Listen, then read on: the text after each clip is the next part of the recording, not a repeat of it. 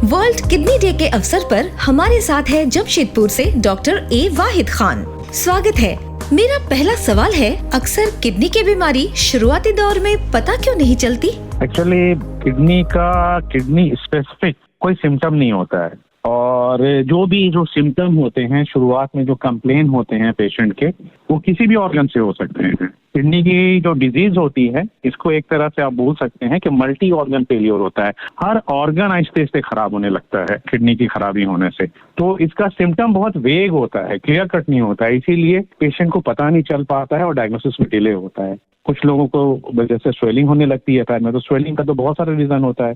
कुछ लोगों को सांस फूलने लगता है तो वो लगता है लंग्स का बीमारी है। किसी को भूख लगना बंद हो जाता है तो उसको लगता है एसिडिटी हो रही है। किसी को उल्टी होती है तो वो भी पेट के सिम्टम को समझ लेता है, इसीलिए डिले होता है। तो जनरली टेस्ट की जरूरत होती है। बिना टेस्ट के जरा से किडनी की बीमारी को पकड़ना डिफिकल्ट है, इसीलिए अर्ली फेज में जनरली मिस हो जाता है डायग्नोसिस। किडनी की समस्या के शुरुआती लक्षण क्या हो सकते हैं? शुरुआती लक्षण भी बहुत लंबा लिस्ट है, पर यही सब है: बदन का फूलना, सांस फूलना, भूख नहीं लगना, उल्टी होना, कमजोरी लगना, बहुत हेमोग्लोबिन का गिर जाना, और साथ में बदन में ईचिंग होना या बोन वीक होने लगते हैं तो बोन का पेन होना, ये सारे सिम्टम हैं। वोमिटिंग होती है बार बार, ये सारे सिम्टम ही इसके कॉमन होते हैं। आज के समय में किन लोगों को किडनी रोग का सबसे अधिक खतरा हो सकता है? इसको डायबिटीज है पहला सबसे कॉमन रीजन। दुनिया में सबसे कॉमन रीजन जिससे कि किडनी खराब होती है वो डायबिटीज ही है। तो डायबिटिक पेशेंट को हर साल अपना टेस्ट कराना चाहिए और यूरिन का टेस्ट कराना चाहिए। दूसरा, जिनको हाइपरटेंशन है। तीसरा, जिनको ओबेसिटी है, मोटापा भी एक बहुत इंपॉर्टेंट फैक्टर होता है। चौथा, जो दवाएं ले रहे हैं, किसी खास करके पेन किलर वगैरह ले रहे हैं, जिनको अर्थराइटिस है या कुछ केमोथेरेपी चल रहा है जो किडनी में असर कर सकता है उन पेशेंट को। या नहीं तो पांचवा ऐसा ग्रुप होता है जिनकी फैमिली हिस्ट्री है, फैमिली में ये बीमारी थी, खास करके फर्स्ट डिग्री रिलेटिव में, माँ बाप भाई बहन, इसमें अगर किसी को किडनी की बीमारी थी तो उसको बहुत हाई रिस्क है किडनी की बीमारी होने का। इसके अलावा बहुत सारी और भी बीमारी होती है, ल्यूपस नाम की डिजीज होती है, अर्थराइटिस होती है, ऑटोइम्यून डिजीज होती है, इसमें किडनी बीमारी होने का बहुत चांसेस रहता है। तो इन सबों को बहुत क्लोज मॉनिटरिंग की जरूरत होती है। डायबिटीज और हाई ब्लड प्रेशर किडनी को कैसे प्रभावित करते हैं? डायबिटीज जो होता है ना, एक तरह से वो लिटरली हर ऑर्गन को इन्वॉल्व करता है, और उसमें ब्लड वेसल जो है ना, बदन में जो नसें होती हैं पतली पतली, ब्लड वेसल को डैमेज करने लगता है, माइक्रो एंजियोपैथी कहलाता है। तो उसी के वजह से हार्ट, आंख में और बाकी नस भी खराब होने लगते हैं।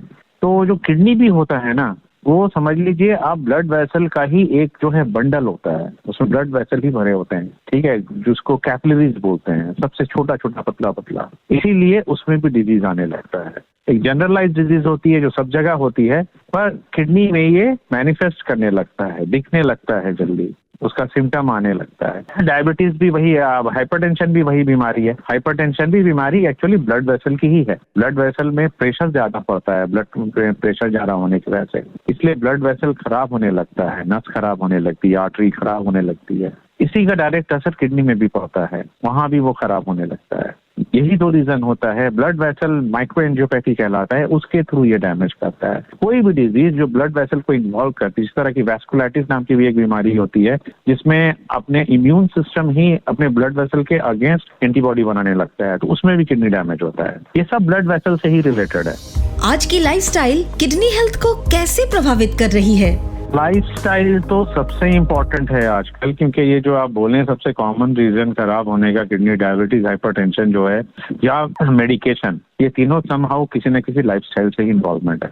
डायबिटीज भी लाइफस्टाइल की ही डिजीज है, हाइपरटेंशन भी लाइफस्टाइल की ही डिजीज है, ओबेसिटी, मोटापा भी लाइफस्टाइल की डिजीज है। मोटापा से भी डायरेक्ट इफेक्ट होता है किडनी पर। पॉल्यूशन भी एक लाइफस्टाइल की ही कंपोनेंट हो जाती है, ऑल्दो अपने हाथ में नहीं है, लेकिन हम कम तो कर सकते हैं अपने तरफ से, उससे भी किडनी खराब होता है। और पांचवा इंपॉर्टेंट चीज ड्रग्स भी हम बहुत अनवांटेड आजकल खाने लगे हैं। शायद मेरे से पहले 2-3 जनरेशन इतना ड्रग्स नहीं खाता था जितना हम खा रहे हैं आजकल। ये विटामिन खा रहे हैं तो वो सप्लीमेंट खा रहे हैं, तो फ्रेंड्स आकर के कुछ एडवाइस कर दे रहे हैं कि ये हम खा रहे हैं इतने दिन से, बहुत रिजुविनेटिंग मेडिसिन है, इसको आप भी लीजिए, इससे आपका हेल्थ अच्छा रहेगा, तो बाल अच्छा रहेगा, तो स्किन अच्छा रहेगा। हम दूसरे दिन से शुरू कर देते हैं कुछ भी नाम से, ये फलाना जो है ग्रुप, इसका कोई साइड इफेक्ट नहीं है, ये फलाना दवा है, ये तो जो है एलोपैथिक नहीं है इसलिए इसका साइड इफेक्ट नहीं है, खाइए। पर एक्चुअली ये सब मिथ है, ये झूठ है। खाना है, खाना का रिप्लेसमेंट दवा नहीं है। हमारे से पहले 2-3 जनरेशन पहले जो लोग थे वो खाना खाया करते थे विदाउट रेस्ट्रिक्शन। जितना हम रेस्ट्रिक्शन कर रहे हैं, ये खाएंगे वो नहीं खाएंगे, ये ऐसा है,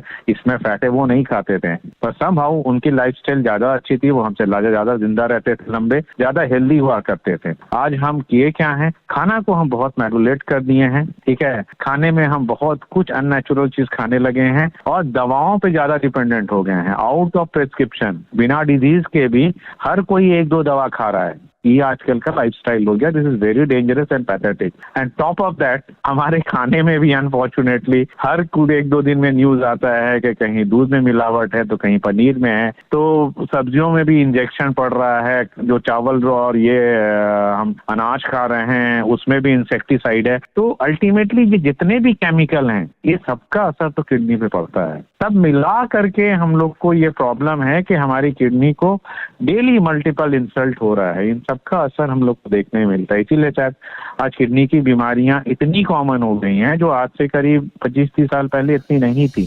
A public awareness initiative for healthy India.